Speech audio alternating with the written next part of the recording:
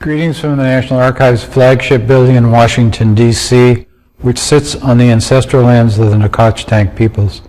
I'm David Ferriero, Archivist of the United States, and it's my pleasure to welcome you to today's virtual author lecture with Amy Sohn, author of The Man Who Hated Women. Before we begin, I'd like to tell you about two upcoming programs you can view on our YouTube channel. On Thursday, July 15th at noon, we'll hear from Paul Ledersky, who in 1965 was assigned to assist the legendary FBI Director J. Edgar Hoover. Ledersky's new book, The Director, describes his years in Hoover's inner circle. And on Tuesday, July 20th at 1 p.m., former Congresswoman and Wilson Center Director Jane Harman will discuss her recently published book, Insanity Defense, which examines how four administrations have failed to confront some of the toughest national security policy issues. First of all, I'm delighted, as always, to see thanks to the National Archives staff in the acknowledgments of The Man Who Hated Women. Amy Sohn's recognition of the staff of the National Archives at Chicago is much appreciated. The anti-vice activist Anthony Comstock devoted his career to opposing what he deemed immoral. His namesake law, the 1873 Comstock Act, outlawed sending obscenity and contraceptives through the U.S. mail, and its effect lasted for 100 years. After the Act's passage, 8 remarkable women engaged in a decades-long fight against Comstock's law in court and the press. In The Man Who Hated Women, Amy Sohn brings to light their stories and describes how their activism laid the groundwork for an expansion of women's rights in the future. Amy Sohn is the New York Times best-selling author of 12 books, which have been published in 11 languages and on 5 continents, and is also a screenwriter for television. She has written weekly columns for the Downtown Weekly, New York Press, and the New York Post, and was a contributing editor at New York Magazine for 6 years. As a freelance journalist, she has written for the New York Times, Slate, Harper's Bazaar, Elle, Men's Journal, and many others. Moderator Elizabeth Mitchell is the author of 4 nonfiction books and formerly served as the executive director of George Magazine, the features editor of Spin Magazine, and a contributing editor to Newsweek. Her writing has appeared in the Wall Street Journal, Chicago Tribune, Condé Nast Traveler, Glamour, and The Nation, among others. Mitchell has been interviewed on numerous radio and television shows and has taught nonfiction writing at Columbia University. Now let's hear from Amy Sohn and Elizabeth Mitchell. Thank you for joining us.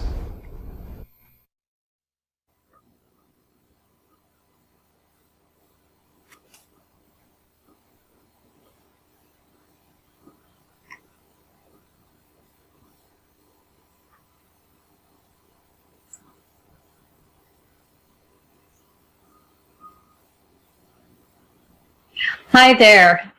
I am so thrilled to welcome Amy Sohn today to this program at the National Archives. I am a huge fan of this book, The Man Who Hated Women, and I am so excited to get a chance to ask all the questions I had while I was reading it.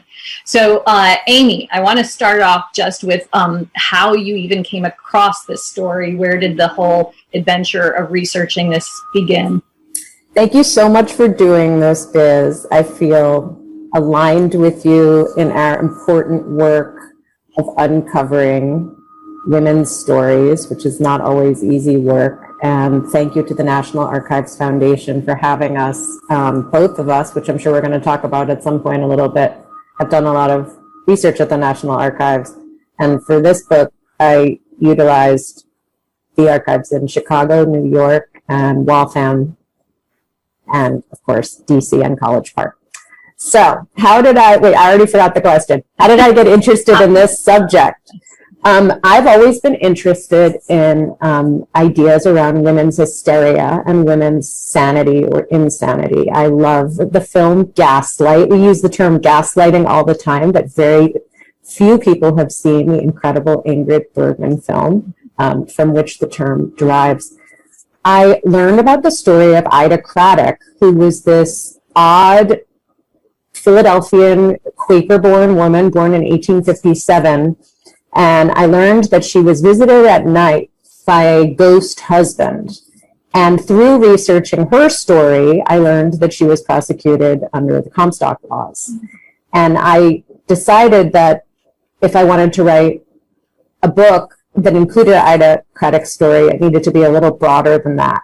And so I began researching all of the women who I felt had meaty, juicy, interesting stories and who had butted heads with him in one way or another. Some were prosecuted. There's 8 women in my book. Some were prosecuted under state Comstock laws and some under federal.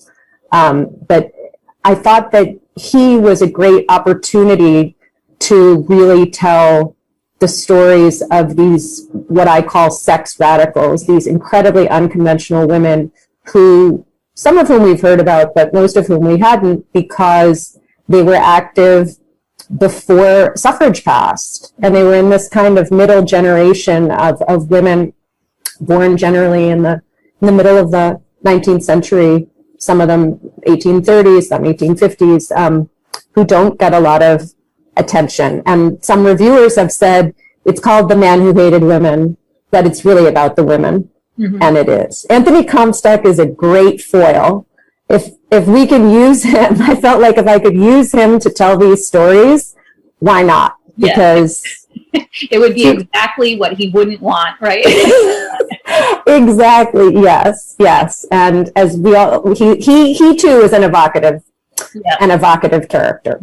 Well, let's get a little sketch of where he comes from. I don't want to, I want to move into the women's stories because they're the pros. But who was he? Because basically he had this profound impact on the lives of women going forward for 100 years, and there's still resonance. And beyond 150, really, yeah. Because the passage of the Comstock Act was 1873, so we're now coming up on.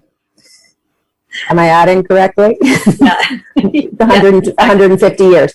Anthony Comstock was born in 1844 in New Canaan, Connecticut. Then an agrarian part of Connecticut. He grew up on a farm. He could see the Long Island Sound from the farm. And every Sunday, he and his brothers and sisters and parents went to the Congregationalist Church for many, many hours. His mother, Polly Comstock, was a direct descendant of the Puritans. And Anthony fought in the Civil War. His brother, Samuel, died in service, and he enlisted afterward. And he appears from his Civil War diaries to have masturbated obsessively and then felt obsessively guilty about it. We think that some of his animus toward obscenity came from the fact that during the Civil War, men were passing around books and pictures and this kind of thing because it had become cheaper to mail those kinds of materials. He moved to New York around 1867, 1868, like many young veterans, and he wanted to become a dry goods salesman. Mm-hmm. But because he was interacting a lot with other men his age who were visiting prostitutes and pursuing what was called the sporting life, sporting culture, which included boxing, billiards, pretty waiter girls, saloons, bars. The wonderful book Low Life by Luc Sant gets at all of this. He became very bothered by the men's pursuit of vice.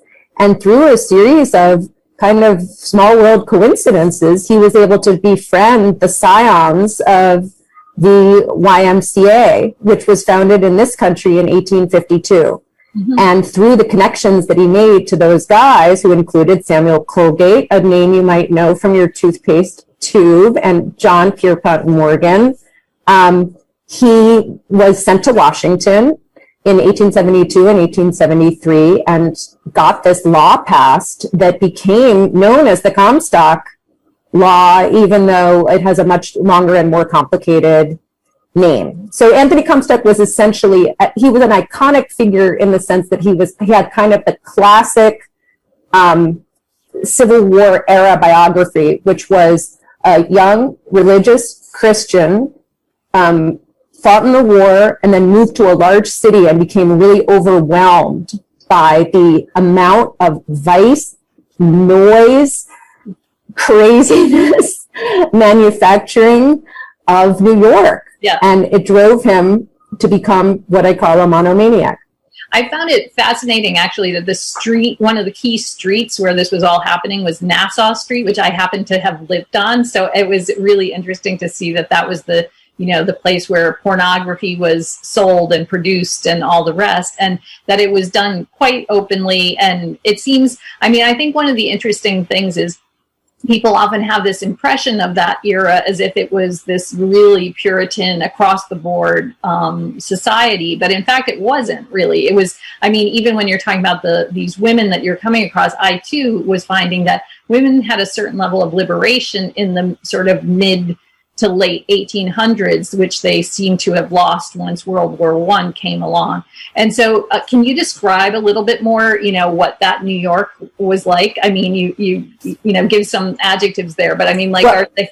Mm-hmm. Go ahead. But just, how prevalent was this kind of seedy society as far as you can tell? Some people, if you're familiar with this world at all, maybe you've read or seen Gangs of New York. Yeah. New York at that time was only downtown. We think of the length of Manhattan. He lived on a boarding house on Pearl Street near your old apartment. This was where a lot of people were arriving by boat. There was shipping. That was what downtown was all about at that time. And you had cigar shops. There were sometimes they spelled it as SEGAR, but they were cigar shops. But you could also rent a room at lunch and take a girl up to a room upstairs. There were bookshops that sold all kinds of materials. To give an idea of what this stuff was, some of which, by the way, is at the Municipal Archives in New York, where you and I have both also done work. Postcards that had kind of tricks, special ways of looking at images. I wish I could find the page in my book. I'll if you find it before I do, we'll have to read. These books, one of them was called Women's Rights Convention, and just the idea of a pornographic work called Women's Rights Convention, that's all you really need to know. But it was really a combination. One thing that was fascinating to me is Anthony Comstock is associated with the Mail, and one of the reasons he's associated with it is because the Mail and the way that paper was printed really changed what I call smut in the book, because you could have they often had these very small books of images and words, but you could hide them very easily, and so that was a really big deal to be able to print so small that you could have some kind of discretion. Because remember, all these young men that were engaging in this kind of sporting life, sporting culture, they were living in boarding houses with other men, and they were going out all night doing crazy things. And so, they were living in close quarters with other men. And so these books would be kind of passed around. Walt Whitman, who was prosecuted whose writing was prosecuted under the Comstock law, wrote To a Common Prostitute. I think one thing that's really shocking to people is that prostitution existed in many different forms, from brothel houses to these waiter girls who would sell you drinks, but really they were trying to sell you sex, to streetwalkers. So the idea, meaning it was not behind the scenes, it was open. And you can imagine how shocking this would be to a Congregationalist from rural Connecticut. Can you give just a sort of in concise form what that law was that he got passed? Because this is key to how he fights all of these women that then crop up as heroes. Yes, there was already an obscenity law before he went to Washington, but what made the Comstock law unique was that it criminalized the mailing of both obscenity and contraception information, and abortion information with much steeper sentences and with steep sentences and fines. And so what it did for the first time was it included in existing obscenity law information about and actual contraception. Mm-hmm. Okay, so and that's where he first gets into this, these fights with the women. And so which woman is he first, going up against in terms of what information she's trying to get out there, and then what he now. The first woman that he butted heads with in a public way, really biz. The first ones were wives of smut sellers. Mm-hmm. Because he started by seizing dirty books and burning the plates. So it's actually interesting to see that his very first interactions with women were women who were married to men who were making a living in the smut trade, which again, at that time, not that unusual. There was a lot of it. Yes. But the first high-profile woman he came in contact with was Victoria Woodhull, and of course her sister, Tennessee Claflin. The sisters moved to New York within a few years of when Anthony Comstock moved to New York, which, you know, I love the parallel. They were close in age, a little bit older, but this idea of coming to New York to make it in these totally different ways. He wanted to be a dry goods salesman, find a nice Christian woman, build a family. They wanted to take New York by storm. Yeah. They, you know, wanted to eat at Delmonico's without a man, you know, to accompany them. They started a radical newspaper called Woodhull and Claflin's Weekly. They started the first female-owned brokerage house in, I believe it was 1870. Mm-hmm. And they were said to have both have prostituted themselves before they came to New York. We don't know the details on that. We don't know how much of that is true. But what we do know is that they both made their living as clairvoyants. They were from a large family, and their father capitalized on their incredible charisma. And, you know, as you've written about, you know, this was coming off of the Civil War when people were wanting to get in touch with dead relatives. And so clairvoyance was big business. And anyway, I'm trying to be concise because we got so much to cover. And he ultimately runs for president too, right? Of course, yes. Yes. Not to mention that the first woman to run for president did so in 1872. And she did it while living with two husbands under the same roof. It's amazing. Also, I never realized until I read your book that Frederick Douglass, although he was on the ticket as the vice president, hadn't been alerted that he was. Yeah, that whole story is bizarre. I mean, they created this equal rights party, which had a lot of incredible ideas in it, but I think he was used essentially as a publicity ploy and never consented to his nomination and never campaigned with her. Yeah. But the way she butted heads with Comstock was in their newspaper, Woodhull and Claflin's Weekly, they published these two really scandalous articles, one about an alleged gang rape that had happened resulting from a masked ball and involved teenage girls, and a prominent businessman named Luther Challis, and the other that involved the well-known Plymouth Church preacher, Henry Ward Beecher, who was having an affair with the wife of one of his acolytes. Yeah.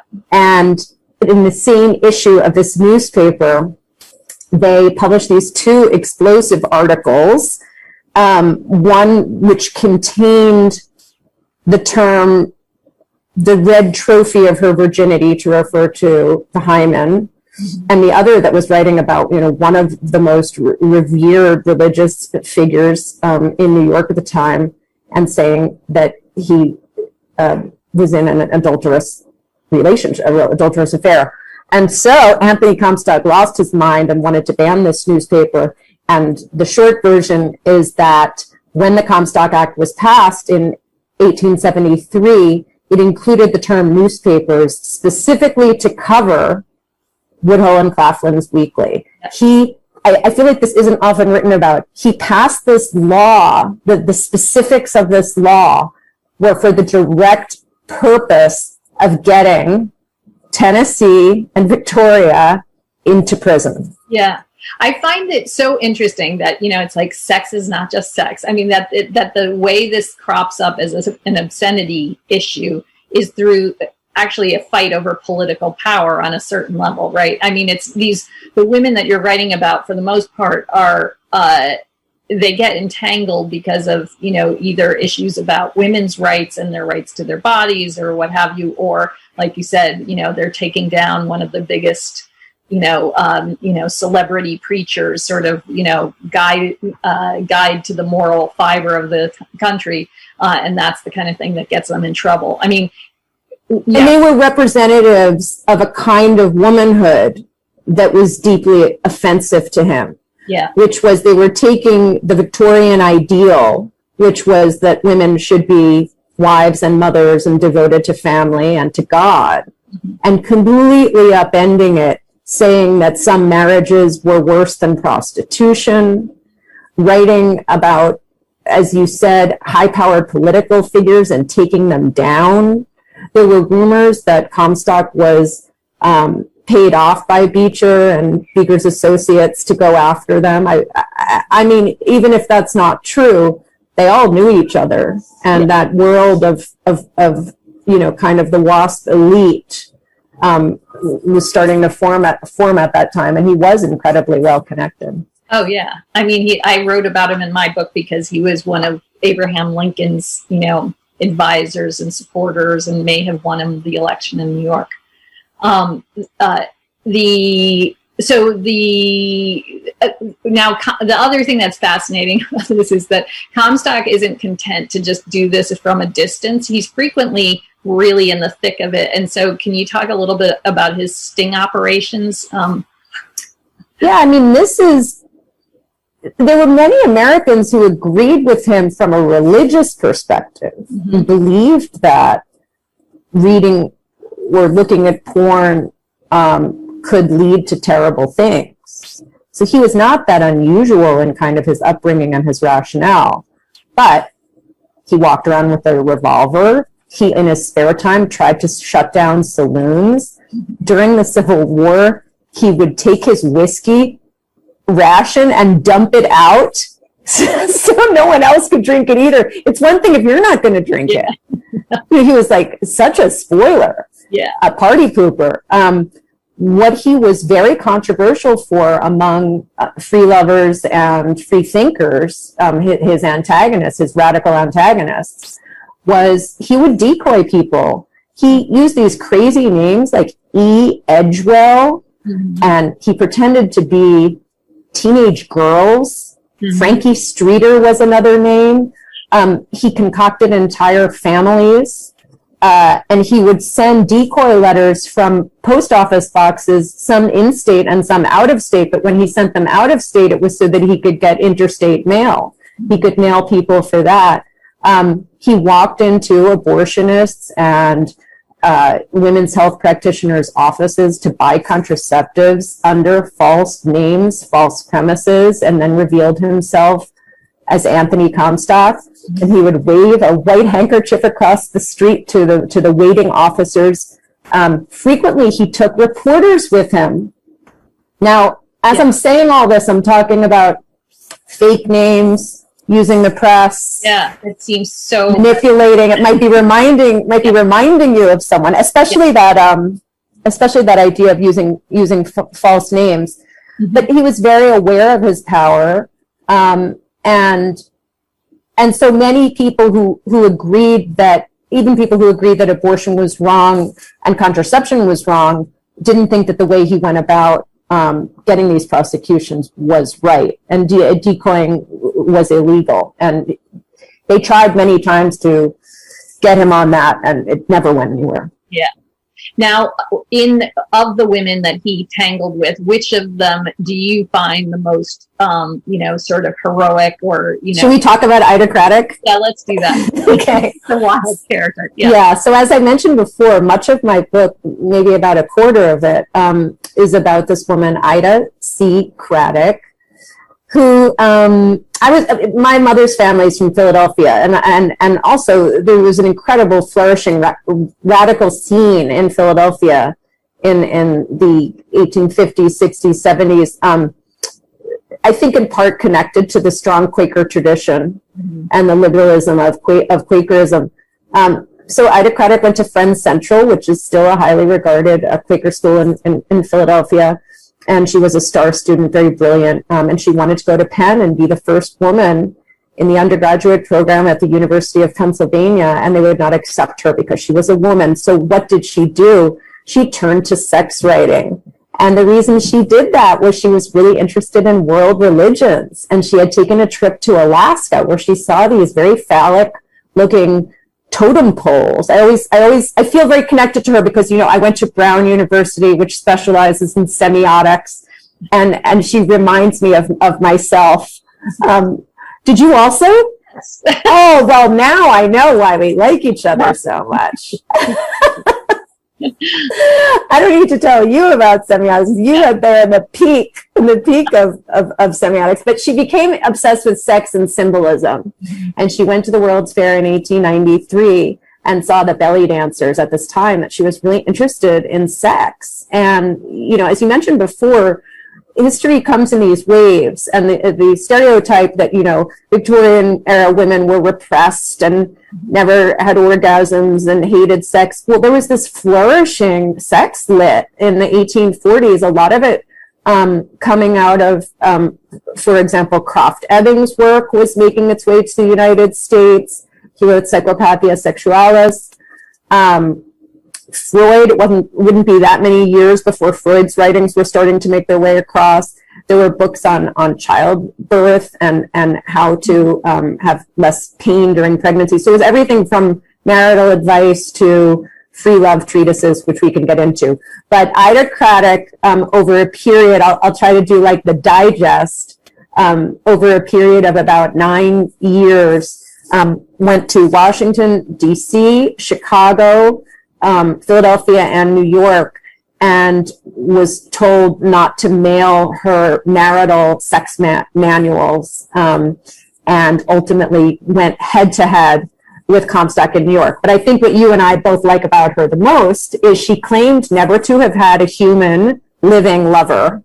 And she claimed that all of her sex information contained in these kind of marriage guides that she wrote came from her ghost husband, Soph, who was the ghost of a businessman she had met as a teenager who had in real life died young of tuberculosis. And no one knows whether she said this because it would be scandalous to claim to have sex knowledge as an unmarried woman, or whether in fact this relationship she had with a ghost did teach her some amazing things. But you know what's crazy, Biz? Like, she didn't always have orgasms with a ghost. I know. I thought her writing about her ghost was really interesting because it's so nuanced. Yeah, it's not like everything is the best it could possibly be because she's imagining it. She's got all sorts of levels to it. But also I found it fascinating that so few people seem to have even given her a hard time about the whole idea. They were like, yeah, she has this ghost husband. Well, that's not true. I mean, I think I write about this. This was a little bit later in the early 1900s. In the liberal world, I usually use the word progressive or radical to describe the world she was in. She did meet a lot of very rationalist guys. Yeah. Who believed she was delusional and insane. And so what I like about her is she was kind of an outcast in every world that she was in, because her mother was a Unitarian. So then, you know, the daughter is having sex with a ghost. Then among, you know, the rational people, they're like, ghosts don't exist. And then even within the spiritualist world, she was kind of controversial because she liked her alliances with with other religious groups. She wasn't as separatist as other spiritualists. So she was just a mass of contradictions. But her marital guides sold pretty well, right? Yeah, I mean, I don't have sales figures on her books. Similar writers of that time sold hundreds of thousands of copies of their books. This woman, Alice Stockham, who was an Evanston gynecologist, wrote these kind of pregnancy and childbirth guides that did very well. Cupid's Yokes by the Haywoods, these very well-known free lovers. Yeah, I mean, when I was looking at these sales figures, like you and I, to have hundreds of thousands of copies of our books sold, I mean, you know, we would just be partying every night. So it's really incredible to think that there was no traditional publishing as we know it today. Books were sold through canvassing agents, and the way that you found out about these books was from reading radical publications that advertised them. Yeah. And what was interesting is there was a whole network of support where Ida Craddock would sell Alice Stockham's books, and the Haywoods would sell all these kind of medical advice books. And so they really created like a system of alternative publishing that seems to me like it was working. Yeah. I mean, many people, this was how most people were getting their books. Yeah. I mean, it helps that there was no TV or anything else. but the, and then, so then how did some of these women actually thwart his efforts? I mean, I thought one of those interesting things was the way that they were circulating the syringe. If you can talk a little bit about that. Yeah. Well, the Comstockian syringe. Oh yeah. Well, one of the women who he went after was a doctor named Dr. Sarah Blakesley Chase. Unclear whether she provided abortions or just sold contraceptives. She claimed never to have done an abortion, but he decoyed her, pretended to be this guy named Mr. Farnsworth, and she was publishing a health magazine called The Physiologist and Family Physician, and she wound up not being imprisoned under any Comstock law, but was so furious at him for raiding her home and searching her home, and she believed cut off clients, that she lost clients as a result of all of this, that in The Physiologist and Family Physician, she started to advertise something called the Comstock syringe. And what that was syringes at the time were very cheap. They were used for hygienic purposes, but they could also be used for contraceptive purposes following intercourse. You could put all kinds of substances into them that were said to be spermicidal, and they were somewhat effective. It's very hard to get statistics about any of this, but what I love about the Comstock syringe is she month after month advertising, the world famous, gift to humanity, the Comstock syringe, and then the Haywoods, these free lovers in Worcester County, Massachusetts, they picked up on it, started calling it the Comstock syringe, selling it themselves. He wound up going after them for an issue of their newspaper that included these advertisements. They wrote things like, if Comstock's mother had had a syringe and known how to use it, what a world of woe it would have saved us. And I can just only imagine the fury that he felt reading this. Yeah. And it reminded me of the way that, I don't know how old the people listening to this are, but the way that Rick Santorum's name was used. Just look it up. Let's just look it up. Yeah. No, well, and so in the diaries that you found of his, because you said you found out a diary. Did I get that right? Oh, you mean Comstock's Civil War and Early Marriage Diaries? Okay, so they don't go all. I got them from secondary sources. Yeah, they appear to be lost. Yeah, and we don't have them beyond a couple of years after the passage of the law. Okay, I was curious how far into his life they go, because it would be so interesting to hear. Everyone wants to get their hands on them. I know, that's the, but I was, so can you talk a little bit about like how intensely he fought some of these things to the point where some of these women ended up in jail? Well, yeah. I mean, again, the title of my book is tricky because he didn't believe that he hated women. And if you look at just the statistics in his arrest log books, which now are online, but when I was researching this, we're at the Library of Congress, he went after many, many, many more men than women. That has something to do with who was publishing dirty books.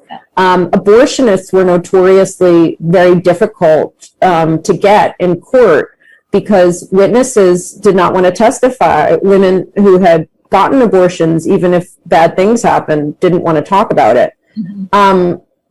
Two of the women in my book, I guess I won't try to give too much away, but Madame Rastel, who was one of the most famous abortionists in the entire country, was 67 when he tried to put her in prison for what would have been, I believe, the second or third time. at the first time he had come into contact with her. And on the eve of her sentencing, slit her throat twice in her bathtub because she was certain that she was going to be sent to the women's workhouse on Blackwell's Island and die in prison. And there were rumors for many, many years that it wasn't actually her body and that it had been switched. So and there's a wonderful fiction book about this called My Notorious Life by Kate Manning, which is imagines what might have happened.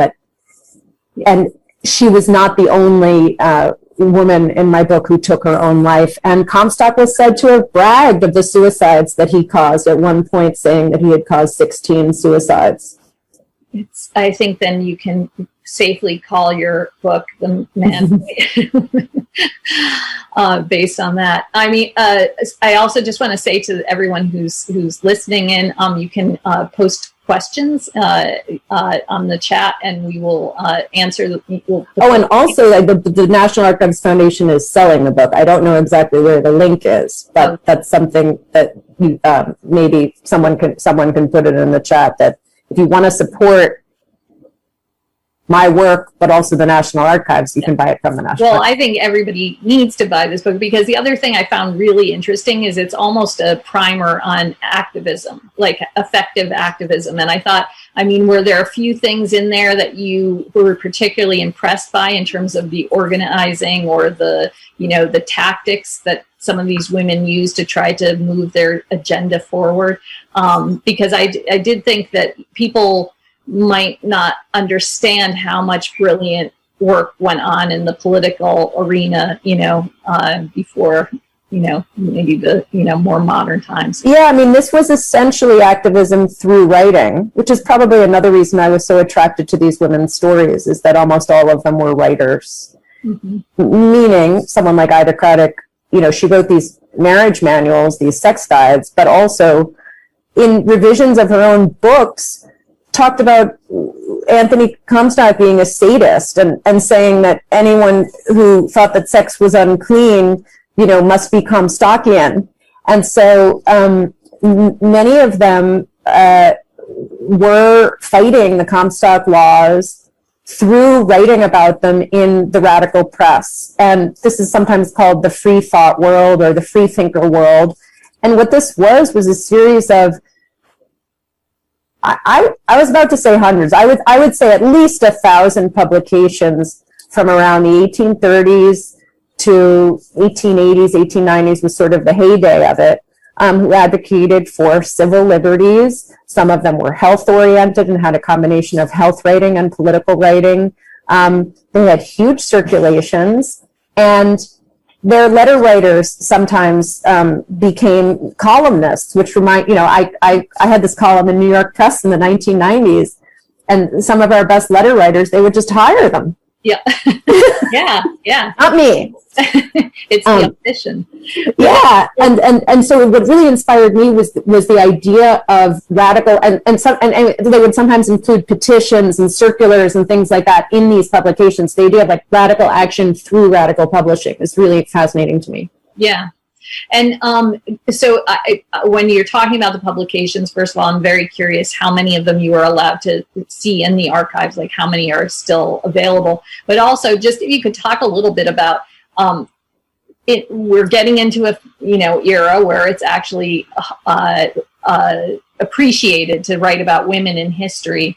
And yet it's very difficult, I think we both have found, to find the source materials. And can you talk a little bit about that challenge and trying to bring these women's work to life?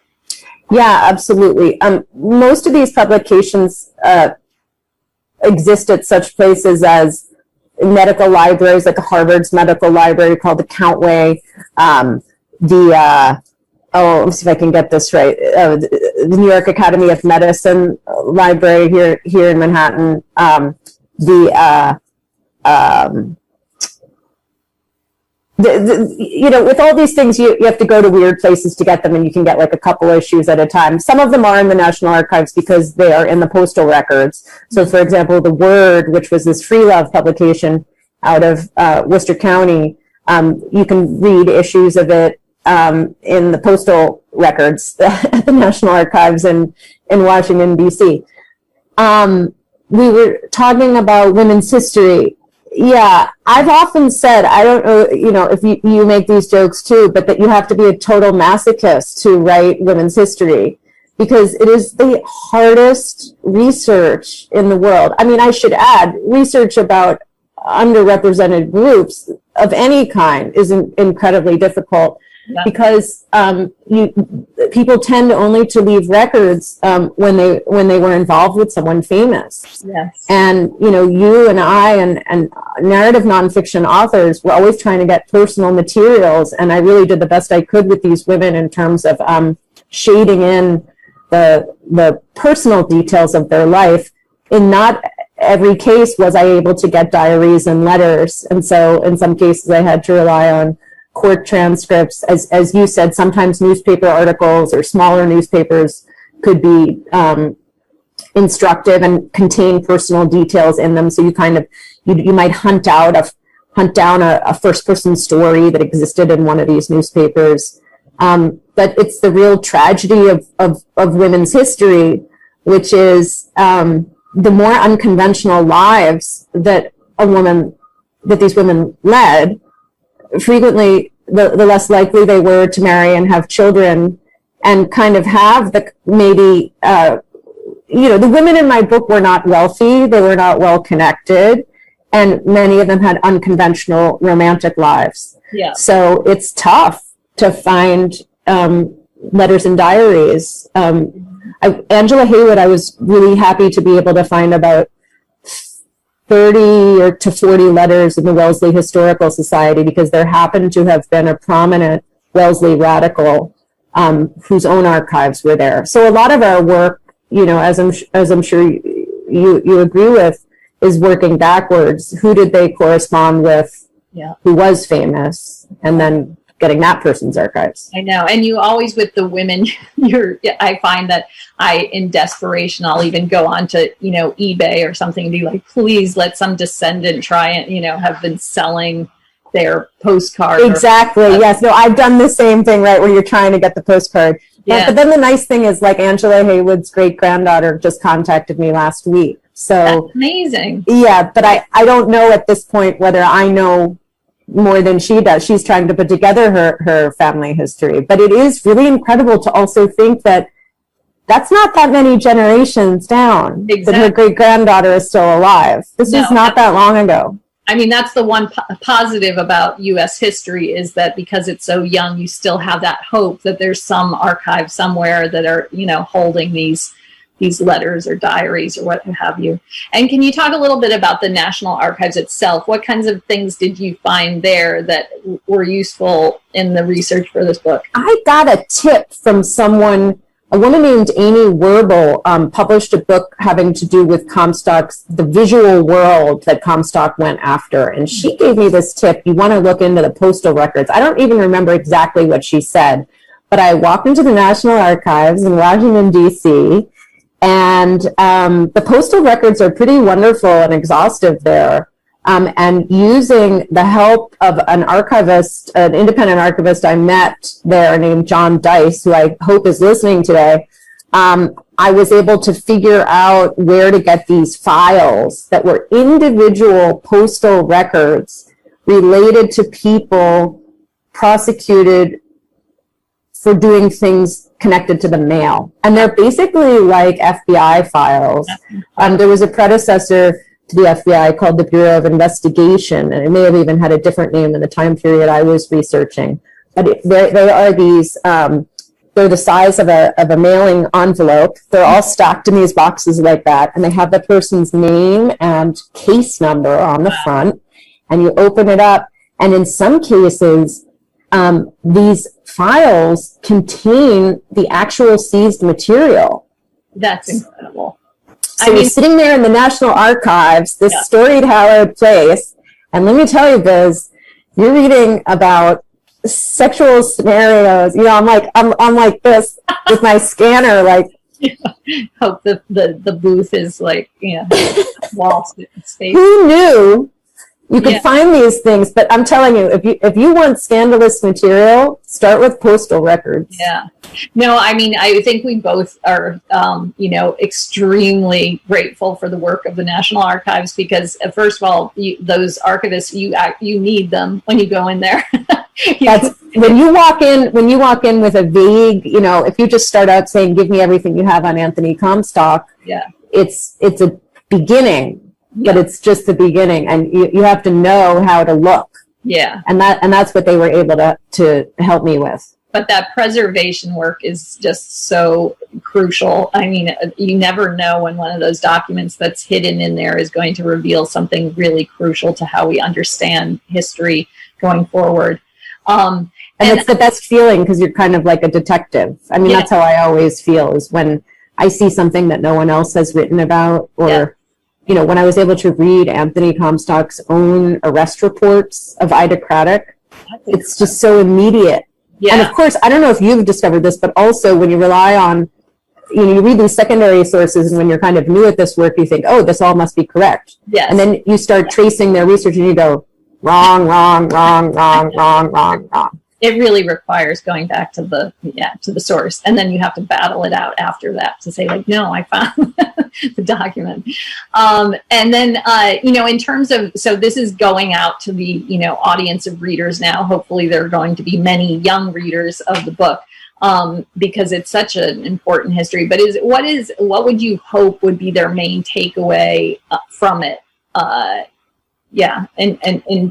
in any aspect, whether it's, the activist or the history? Well, it's twofold. As you and I have talked about, reproductive rights are under assault in our country right now and have been for about 15 years in a serious way. In about half the country, you may only have one abortion clinic within a close distance of your home. So that is very scary and upsetting to me. And I think that young women, what I was going to say is don't take your reproductive rights for granted, but I also feel strongly that they already don't take their reproductive rights for granted depending on where they live, because they've already been stripped away from them. Mm-hmm. I think what I'm proudest about in the book, and the takeaway that I really want people to have, is that I started out thinking I was going to be writing about birth control, and I realized that ultimately I was writing about pleasure, which is, you can't enjoy sex if you're terrified of having your 12th pregnancy that could kill you either while you're pregnant or while you're having a baby and cripple you economically. And so as I started to learn more about this, I realized that, what these women were writing about was, sure, women's liberation, but it was women's right to pleasure in the context of not feeling that sex could lead to death. And that's really what we're talking about, because of just the history of pregnancy and childbirth in our country, is that it was dangerous, especially with each repeated pregnancy and childbirth, it became more and more dangerous. So I think what I want young people to think about a lot is, you weren't the first radicals. There's such an incredible radical history and radical women's history. And I feel that sometimes, people that write narrative nonfiction about leftism, a lot of times they don't include women, mm-hmm. even though leftism includes so many wonderful, vibrant, exciting women. Like, I just had this love affair with Emma Goldman through writing this book. Yeah. And I guess the second thing is direct action works, and getting control of the narrative through writing and media is one way to affect change in addition to the vote. And I think another thing I probably should mention is that all of the women in my book lived before they could vote and were tried by all male judges or all male juries. Yeah. This was a different world. The whole legal system was poised against them. Can you imagine standing in front of 12 men talking about your sex writing, trying to make them understand it? Anthony Comstock didn't even know the difference between contraception and abortion, and he found that very confusing. Yeah.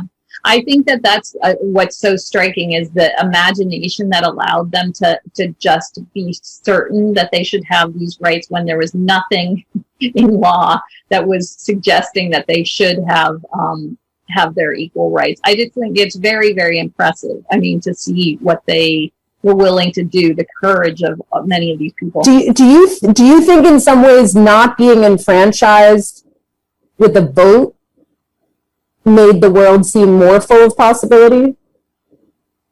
It's a very good question. I mean, I don't think that it traditionally that's how it works, right? The less you feel part of the system, the more hopeless you usually feel, I think. Right. And particularly, you don't get the feeling, the suffragettes are a little bit later in terms of their full force. So it's not like this is like a group of people marching in the streets. Well, remember, but Seneca Falls was 1848. Yeah, but it felt a little bit as if that amazing moment happened, and then it just Yeah, it kept having these kind of bursts. I guess what I also wonder is why was radical publishing so strong in these years that we don't really associate? We don't tend to, like you said earlier, we don't tend to associate with radicalism. Yeah. From slightly before the Civil War to the end of the 1800s. Yes, I mean, it's amazing to think that there are people all across these small towns who are buying these publications. So it can be, a woman who's got 5 children, but she's reading this radical publication. Yeah, and I think to circle back to like why it all connects to Anthony Comstock, the Mail also, which allowed men in the Civil War to get smut and pornography and this kind of thing, also allowed radical minds to share ideas and exchange opinions, because railway service and cheap paper really changed things in this country. And so, obviously you could liken it to the internet, to the early days of the internet, in terms of mail was a connector and, was a force of good. Yeah. And that's what he knew better than anyone, was Anthony Comstock understood the power of the mail. Yeah. Yep. No, it's really fascinating. Well, I hope everyone goes out and gets the book, and then we can all have larger conversations because it really is tremendous work, Amy. And the fact that I don't know exactly how many years or what have you put in on this, but it's clear that you really 5. You dug into the research, and we're all grateful. And so I think we're out of time. Yeah. But thank you so much for doing this. I hope we can have more conversations about this in the future. I would love to. And we would love to thank everybody at the National Archives and Doug Swanson and all the rest for putting on this program and all the programs that they do produce, because it's a real gift to the country to have people speaking from their deep research like you. So thank you, Amy. Thank you. And I should say one other thing. The book is available through the National Archives store. If you would like to support, let's see, what message are we getting here? If you would like to support the National Archives Foundation, meaning that some of the money you pay for the book will go to support its work, you can buy it in their store. I think we're waiting to be... Great. Why don't you say the name of your most recent book? It's Lincoln's Lie, which is a true Civil War caper through fake news, Wall Street, and the White House. Thank you. It is amazing. It is amazing that, this idea, so far I haven't managed to say our former president's name, but this idea of things being so cyclical and the use of the media, we think of it, it began in the 1990s. Yeah. And, and then our work shows there's nothing new under the sun. In fact, what does it say when you enter the National Archives? Past is prologue. Yeah, right? No, I always find that quite moving. Okay, I'm getting a message to say also, I am encouraging people to buy this book at independent bookshops, which have really, really had a hard time over the past 15 months. and are starting to open their doors again to physical shoppers. So bookshop.org is a way you can get it online and support independent bookstores. But of course, wherever you live and are watching this from, walk in and order it there, because they need you, and books like this need independent stores so that people like Biz and myself can keep writing our books. Thank you very much.